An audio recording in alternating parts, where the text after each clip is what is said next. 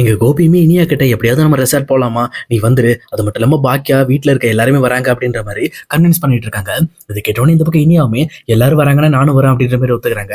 இன்னொரு பக்கம் கோபியுமே பரவாயில்ல, இன்னைக்கு இந்த ரெசார்ட்டுக்கு நம்ம எல்லாருமே ஒண்ணா போறோம், ரொம்பவே ஃபேமிலியோட என்ஜாய் பண்ண போறோம் அப்படின்னு சொல்லி ரொம்பவே ஹாப்பி ஆயிட்டு இருக்காரு. ஆனா இங்க ராதிகா மட்டும் தான் ரொம்பவே சேடா இருக்காங்க. உண்மை சொல்ல போனா இந்த ரெசார்ட் போற பிளானே இந்த பக்கம் ராதிகாவோட தான். அவங்களுமே இந்த பக்கம் கோபி கூட நல்லபடியா டைம் ஸ்பெண்ட் பண்ணணும், அது மட்டும் இல்லாம இதுக்கப்புறம் நம்ம கோபி கூட இருக்க போறது இல்லைன்னு சொல்லிட்டு அவங்க மனசுல ஒரு முக்கியமான முடிவெடுக்க ஆரம்பிக்கிறாங்க. அவங்க கோபியை விட்டு பிரியறதா முடிவெடுத்திருக்காங்க. சொல்லப்போனா அந்த முடிவுல ரொம்பவே தீர்க்கமாவும் இருக்காங்க. அந்த விஷயத்த அந்த ரெசார்ட்ல வச்சுதான் பண்ண போறதாவும் அவங்களும் தெளிவா இருக்காங்க. இன்னொரு பக்கம் இது யாருக்குமே தெரியாது. ஆனா இந்த பக்கம் வந்து மையுக்கு மட்டும் தெரியும். சொல்லப்போனா மையு கிட்ட இங்க ராதிகா வந்து தனியாவே கூப்பிட்டு பேசியிருப்பாங்க. இங்க பாருமா, இதுக்கு மேல நமக்கு டாடி வேண்டாம், சொல்லப்போனா அவர் குடும்பத்தோட இருக்கட்டு, நம்ம தனியா போயிடலாம் அப்படின்னு சொல்லி இங்க மையு கிட்ட மட்டும் இந்த பக்கம் வந்து ராதிகா பேசி வச்சிருப்பாங்க. அப்ப மையுமே ரொம்பவே சேடோட, சரி ஓகே, இன்னைக்கு தான் நம்ம டேடியோட வந்து ஜாலியா என்ஜாய் பண்ண போறோம், இன்னைக்கு இருக்கட்டு, இன்னைக்கு நம்ம டேடியோட போயிட்டு ரெசார்ட்ல நல்லா ஃபன் பண்ணிட்டு நம்ம அப்புறம் அங்கிருந்து கிளம்பிடுவோம், அதுக்கப்புறம் டேடி அவரோட வாழ்க்கையை பார்த்துக்கிட்டு நம்ம வாழ்க்கையை பார்த்துக்குவோம் அப்படின்ற மாதிரி அவங்களுமே ஒரு முடிவுக்கு வராங்க.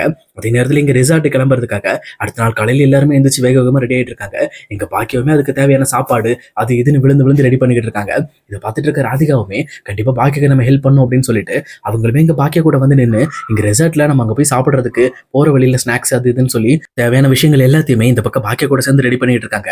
அதே நேரத்தில் இன்னொரு பக்கம் கோபிக்கு ரொம்பவே சந்தோஷமா இருக்கு. பரவாயில்ல, இன்னைக்கு வீட்டுல இருக்க எல்லாரும் ரொம்ப சந்தோஷமாவும் ஒன்னா இருக்கிறது எனக்கு ரொம்பவே நல்லா இருக்கு அப்படின்ற மாதிரி அவருமே கொஞ்சம் ஃபீல் குட்டா ஃபீல் பண்ணிட்டு இருக்காரு. ஆனா இன்னொரு பக்கம் இங்க ஈஸ்வரிக்கு தான் இங்க ராதிகா இப்படி கூட வர்றது பிடிக்கவே இல்லை. சொல்லப்போனா இந்த ரெசார்ட்டுக்கு ராதிகாவை கூட்டிட்டு போக கூடாது, அவ அங்க வந்து ஏதோ பிரச்சனை பண்ணிக்கிட்டு இருப்பா, இவ வேற எப்ப பார்த்தாலும் என் பையன் மேல அட்டை ஒட்டின மாதிரி இப்படி ஒட்டிக்கிட்டே கூட வந்துட்டு இருக்கா அப்படின்ற மாதிரி இங்க எப்போ போல ஈஸ்வரி இனிமே ராதிகாவை ரொம்பவே எதிரி மாதிரி பார்த்துட்டு இருக்காங்க. அதே நேரத்தில் இங்க ரெசார்ட்டுக்கெல்லாம் கிளம்பி அவங்களோட பெட்டி படுக்கை எல்லாமே எடுத்துட்டு கீழே வர்றப்போ கரெக்டா இங்க ராதிகாவுமே அவங்களோட பாக்ஸ் பெட்டி படுக்கை எல்லாத்தையும் எடுத்துட்டு வராங்க. ஆனா இதை பார்த்துட்டு இருக்க ஈஸ்வரியுமே இங்க ராதிகா பக்கத்துல போயிட்டு, ஏண்டி உன்ட்ட எத்தனை டைம் சொன்னாலும் நீ திருந்தவே மாட்டியா, என் பையனை விட்டுட்டு போயிருன்னு சொன்னா அதை நீ கேட்காம மறுபடியும் என் பையன் கூட சேர்ந்து ரெசார்ட்டுக்கு வரேன்னு சொல்லி எங்களோட நிம்மதியை கெடுக்க போறியா, இங்கதான் என்னோட நிம்மதியை கெடுத்துட்டு இருந்த, அங்க வந்து இந்த குடும்பத்தில் இருக்க எல்லாரோட நிம்மதியை கெடுக்க போறியா அப்படின்ற மாதிரி மறுபடியும் திட்ட ஆரம்பிக்கிறாங்க. ஆனா ராதிகா எந்த ஒரு வார்த்தையிலும் அவங்களுக்கு பதிலடி கொடுக்காம லைட்டா ஸ்மைல் பண்ணிட்டு அங்க இருந்து கிளம்பிடுறாங்க. சொல்லப்போனா இங்க ராதிகாவோட மனசுல என்ன இருக்கு அப்படிங்கறத இன்னுமே இங்க ஈஸ்வரியால புரிஞ்சுக்க முடியல. அதே நேரம் இங்க ரெசார்ட்டுக்கு எல்லாருமே கிளம்பி போயிடுறாங்க. போனது மட்டும் இல்லாம அங்க இருக்கிற எல்லாருமே நல்லாவே ஃபன் பண்றாங்க, என்ஜாய் பண்றாங்க. இன்னொரு பக்கம் இங்க பாக்கியாவுமே வந்து கோபியோட சேர்ந்து ரொம்பவுமே சகஜமா பழக ஆரம்பிக்கிறாங்க.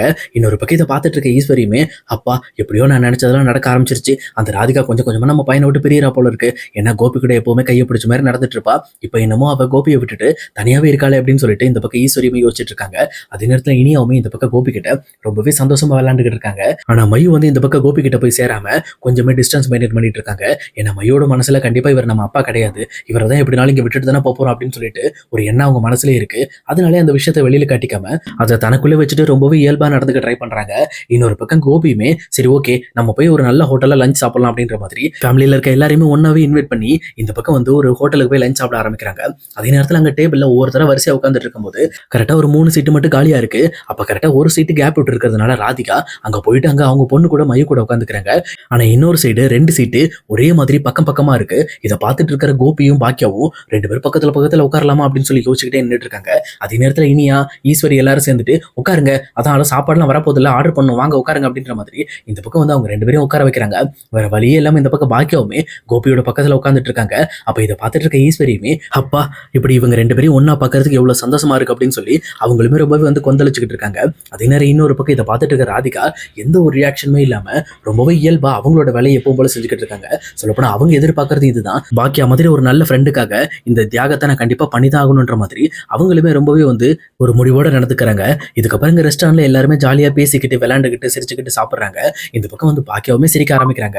சொல்லப்போனா இந்த மாதிரி வந்து இவங்க பாக்கியா சிரிச்சு ரொம்ப நாள் ஆச்சு. உடனே இந்த பக்கம் வந்து ஈஸ்வரியுமே, பரவாயில்ல பாக்கியா, இன்னைக்குதான் நீ ரொம்ப சந்தோஷமா இருக்க, இந்த மாதிரி நீ சிரிச்சு நான் பார்த்து ரொம்ப நாள் ஆச்சு அப்படின்ற மாதிரி இங்க ஈஸ்வரி பேசிட்டு இருக்காங்க. இதை கேட்ட பாக்கியாவும் கண்டிப்பா நம்ம எல்லாரும் குடும்பமா வந்திருக்கிறதுனால நல்லா இருக்கு அப்படின்ற மாதிரி இந்த பக்கம் பாக்கியாவுமே ரொம்பவே ஹாப்பியா இருக்காங்க.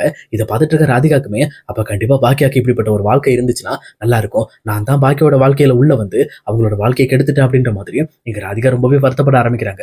பட் இருந்தாலும் அந்த வருத்தத்தை தனக்குள்ளே வச்சுக்கிட்டு வெளியில காட்டிக்காம ரொம்பவே இயல்பா இருக்காங்க.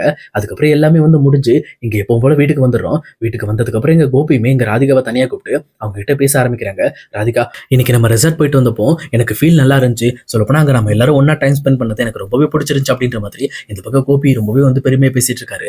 அதே நேரத்துல பாக்கியா இந்த மாதிரி என் பக்கத்துல உட்காந்து சாப்பிடுவான்னு நான் நினைக்கவே இல்லை. ஏன்னா நான் அவளுக்கு அவ்வளவு துரோகம் பண்ணியிருக்கேன். எல்லா துரோகத்தையும் மறந்துட்டு இப்பவும் போல என்கிட்ட சகஜமா பழகுறா அப்படின்ற மாதிரி இங்க மறுபடியுமே பாக்கியாவை பத்தியே இங்க ராதிகா கிட்ட அவங்க பேசிட்டு இருக்காங்க. இதை பார்த்துட்டு இருக்க ராதிகாவுமே அப்ப கண்டிப்பா கோபிக்குமே இன்னும் பாக்கியா மேல விருப்பம் இருக்கதான் செய்யுது. நம்ம மட்டும் கோபியோட வாழ்க்கையை விட்டு போயிட்டோம் அப்படின்னா ஆட்டோமேட்டிக்கா பாக்கியா கண்டிப்பா வந்து கோபியோட வாழ்க்கைக்குள்ள சேர்ந்துருவாங்க. ஏன்னா அவங்க வாழ்க்கை கெடுக்க காரணமானது நான் தானே, கண்டிப்பா அதை சரி செய்ய வேண்டியது என்னோட கடமை தான் அப்படின்னு சொல்லிட்டு இங்க ராதிகாவுமே மனசை இரும்பாக்கிட்டு அவங்க எப்பவும் போல படுத்து தூங்குறாங்க. அடுத்த நாள் காலையில எந்திரிச்ச உடனே இந்த பக்கம் டைரக்டா பாக்கியாட்ட வராங்க. வந்தது மட்டும் இல்லாம, பாக்கியா, நீங்க எங்களுக்கு கொடுத்த 10 நாள் டைம் முடிஞ்சிச்சு, இன்னையோட நாங்க இந்த வீட்டை காலி பண்ணணும், அதனால இன்னும் கொஞ்ச நேரத்துல எங்களோட லக்கேஜ் எல்லாம் பேக் பண்ணிட்டு நாங்க கிளம்புறோம் அப்படின்ற மாதிரி இந்த பக்கம் வந்து பாக்கியா கிட்ட இங்க ராதிகாவும் சொல்றாங்க. இதை கேட்டோம் நீங்க கோபிக்கு என்ன பண்றதுனே தெரியல. என்ன இது இப்படிப்பட்ட ஒரு முடிவு எடுத்துட்டா ராதிகா அப்படின்னு சொல்லிட்டு அவருமே ஷாக் ஆகி போய் நின்றுட்டு இருக்காரு.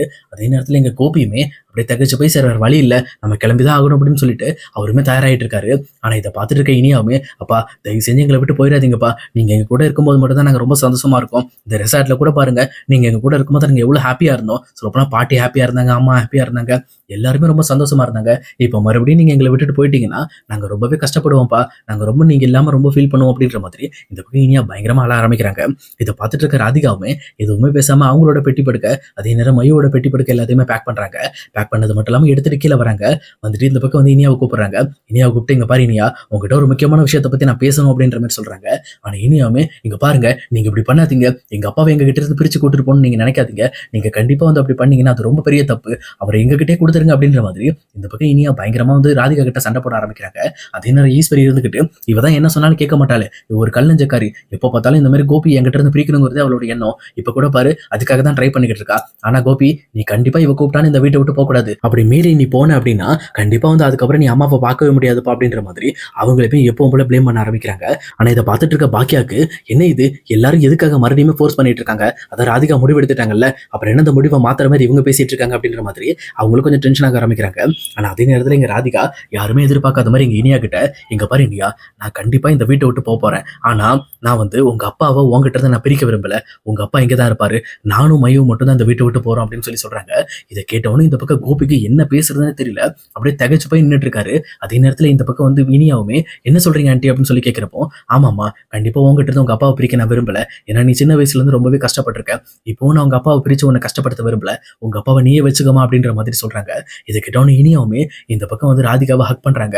ரொம்ப தேங்க்யூ ஆண்டி, நீங்க பண்ண விஷயத்த நான் கண்டிப்பா லைஃப் லாங் மறக்கவே மாட்டேன் அப்படின்ற மாதிரி இந்த பக்கம் இனியாவுமே இங்க ராதிகாக்கு நாட்டி சொல்லிட்டு இருக்காங்க. அதே நேரத்துல பாக்கியாவுமே, என்ன ராதிகா சொல்றீங்க, நீங்க என்ன முடிவு எடுத்திருக்கீங்க தெரியுதா அப்படின்னு சொல்லி கேட்கிறப்போ இங்க ராதிகாவும் இருந்துகிட்டு, இங்க பாருங்க பாக்கியா, ரொம்ப காலத்துக்கு முன்னாடி உங்க லைஃபை விட்டு கோபியை நான் பிரிச்சு கூட்டிட்டு போனேன், ஆனா இப்போ மறுபடியும் அதே கோபியை அதே நல்லவரா மறுபடியும் உங்ககிட்ட வந்து நான் ஒப்படைக்கிறேன். ஆனா இந்த கோபி ஏத்துக்கிறதும் ஏத்துக்காதும் உங்க விருப்பம், ஆனா கோபியோட வாழ்க்கைக்கு எங்களோட வாழ்க்கைக்கு எந்த ஒரு சம்பந்தமும் இருக்காது அப்படின்ற மாதிரி சொல்றாங்க. இதை கேட்டோன்னு இந்த பக்கம் பாக்கியா பயங்கரமா தகச்சு போய் நிற்கிறாங்க. அப்ப ஈஸ்வரியை பார்த்து, இங்க பாருங்க அத்தை, உங்க பையன் உங்க கூட இருக்கணும் தானே நீங்க ஆசைப்பட்டீங்க, உங்க பையனை நீங்களே வச்சுக்கோங்க, நீங்க கடைசி காலம் வரைக்கும் இல்ல, நீங்க கடைசி காலத்துக்கு அப்புறம் கூட உங்க பையன் இதே வீட்டிலே இருக்கட்டு, ஏன்னா இதுக்கு மேல உங்க பையனோட லைஃப்ல நான் இருக்க மாட்டேன், ஆனா அதே நேரம் இனிமேல் என் பொண்ணு ஹர்ட் பண்றவளை வச்சுக்காதீங்க, சொல்லப்போனா நீங்க சொன்ன ஒவ்வொரு வார்த்தையும் என் பொண்ணையும் என்னையும் ரொம்பவே ஹர்ட் பண்ணியிருக்கு, நாங்க இந்த மாதிரி வந்து மானம் இல்லாமலாம் இந்த வீட்டுல இல்ல, கோபிக்காக தான் இந்த வீட்டில் இருந்தோம், கோபி எப்பவுமே நான் கஷ்டப்படுதுன்னு நினைச்சதே கிடையாது அப்படின்ற மாதிரி இந்த பக்கம் ராதிகா சொல்லிக்கிட்டு இருக்காங்க. இங்க ராதிகா பேச பேச ஈஸ்வரியோட கண்ணுல இருந்து பயங்கரமா கண்ணீர் வர ஆரம்பிக்குது. அதே நேரம் ராதிகாவுமே, இங்க பாருங்க அத்தை, கடைசி நேரத்தில் நீங்க நல்லவளா மாறிடாதீங்க, நீங்க எப்பவும் போல இருங்க அப்படின்ற மாதிரி சொல்லிட்டு இங்க மையவை கூட்டிட்டு அங்கிருந்து வெளியில கிளம்புறாங்க. இதை பார்த்துட்டு இருக்க கோபிக்கு, ராதிகா நீங்க என்ன பண்ற, நீ எதுக்காக என்ன இங்க விட்டுட்டு போற அப்படின்னு சொல்லிட்டு கோபியுமே மறிக்க வராரு. ஆனா கோபியை பார்த்த ராதிகாவுமே, இங்க பாருங்க கோபி, இவ்வளவு நாள் நீங்க என்கிட்ட கிடந்து கஷ்டப்பட்டதெல்லாம் போதும், ஏன்னா நீங்க எங்க கூட சந்தோஷமா தான் இருந்தீங்க, நான் இல்லைன்னா சொல்லல, ஆனா நீங்க உங்க குழந்தைகளை பிரிஞ்சு ரொம்பவே கஷ்டப்பட்டீங்க, அந்த விஷயத்த நான் நிறைய டைம் கவனிச்சிருக்கேன், நான் அப்ப கூட யோசிப்பேன், எதுக்காக அவரு பாக்கியோட குழந்தைங்க மேல மட்டும் அன்பு செலுத்துறாரு, ஏன் நம்மளோட பொண்ணு மேல அன்பு செலுத்தல அப்படின்னு சொல்லிட்டு நான் ரொம்ப யோசிச்சிருப்பேன். ஆனா நீங்க அந்த விஷயத்தையும் பூர்த்தி பண்ணீங்க, நீங்க மயு மேலையுமே வந்து முழுமையான அன்பை காட்டினீங்க, ஆனா அதனால உங்களோட குழந்தைங்க பாதிக்கப்படுறாங்க, உங்களோட குழந்தையோட வாழ்க்கை தான் ரொம்ப முக்கியம், நான் மயுவை எப்படியாவது பாத்துக்குவேன், ஏன்னா மயுக்கும் எனக்கும் கிடைச்ச வாழ்க்கை முதல் வாழ்க்கை சாபம், ரெண்டாவது வாழ்க்கை எனக்கு வரமா கிடைச்சது, ஆனா அந்த வரத்தை இப்ப நான் வந்து இங்க பாக்கியாக்கே நான் விட்டு கொடுத்துட்டு போறேன் அப்படின்ற மாதிரி மாதிரி சொல்றாங்க. இதை கேட்டு கோபியுமே, ராதிகா நீ தப்பான முடிவு எடுக்கிற, கண்டிப்பா நான் இந்த விஷயத்தை நான் ஏத்துக்கணும்னு நான் விரும்ப மாட்டேன், நம்ம எல்லாரும் ஒன்னாவே இருக்கலாம் அப்படின்னு சொல்லி சொல்றாங்க. ஆனா ராதிகாவும் லைட்டா ஸ்மைல் பண்ணிட்டு, இங்க பாருங்க கோபி, இந்த மாதிரி நீங்க சொல்ற விஷயம் வேணா பேச்சுக்கு வேணா நல்லா இருக்கும், ஆனா இந்த மாதிரி விஷயத்துக்கு நமக்கு செட்டே ஆகாது, நம்ம எப்பவுமே நடைமுறைக்கு அதை வந்து கொண்டு வர முடியாது.